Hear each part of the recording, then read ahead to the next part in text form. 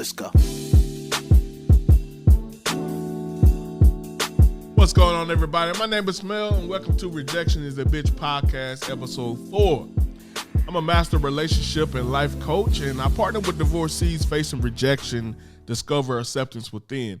And today's topic, we're going to talk about the second marriage is always better. But before we begin, please hit that like button for me, subscribe or follow, depending on the platform you're looking at, and comment your thoughts on this topic. I want to hear what you have to say. Please share this with at least one person. Help your boy out a little bit. Quick disclaimer, guys. This video is meant to be an encouragement for anyone that's currently divorced or that's on the brink of a divorce. By no means is this my advice or am I encouraging anyone to leave a marriage or anything like that.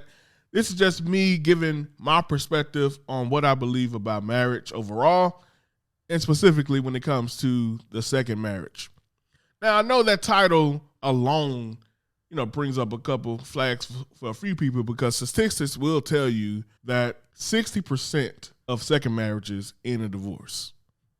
When it comes to divorce rates, the first marriage is 41% end in divorce, 60% for the second marriage. And when it goes to the third, it's 73% that would end in divorce. This is as of a poll taken in 2020.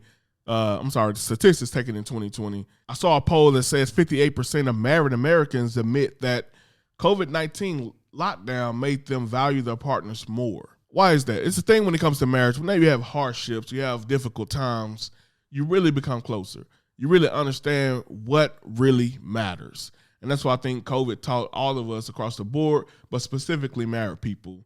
And I know for a fact it brought me closer to my loved ones, and I hope it did the same for you. But if the stats say different, why am I saying the second marriage is always better?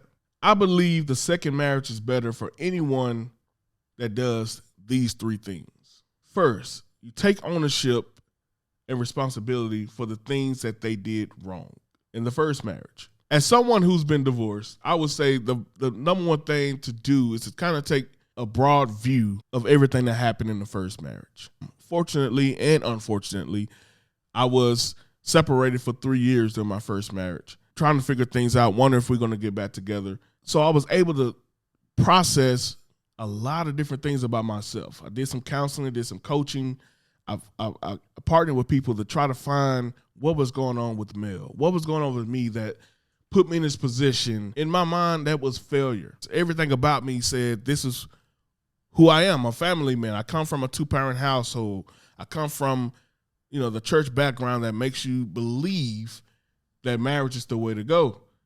So everything in my life up until that point viewed that marriage was a failure. So I had to look at what did I do to contribute to that failure. I had to take ownership for the things that I did, yet and still not completely devaluing myself based on the wrongs that I made. So taking ownership. Number 2, are you focused during the dating game? Have you take a clean interest in selecting the right person? A lot of people are saying to me nowadays that, man, this is a great marriage that you have, or they're looking at me saying you made a great choice. Yeah, I made a great choice in the wife that I currently have, and hopefully soon you guys that have not met her, you will through the podcast. But I made a great choice in selecting her because I took my time to select the right person. I had to find someone that was suitable for me. I couldn't just go along with someone who met a certain criteria that the society says is a great person, or society says makes a great wife. I know exactly who I am. I knew what things I would not put up with. I knew what things about me, ability that this person must have to put up with someone like me. I understood who I am. I'm a crazy guy, to be honest with you. I'm a pretty wild guy. And I need a woman that can tame me a little bit and put a little restraints here and there, but also can allow me to be myself. What is the thing that you need in a spouse? What is exactly what you know that will suit you to the best of your ability? Because, of course, there's not going to be a perfect person. You got this 80-20 rule that people talk about a lot.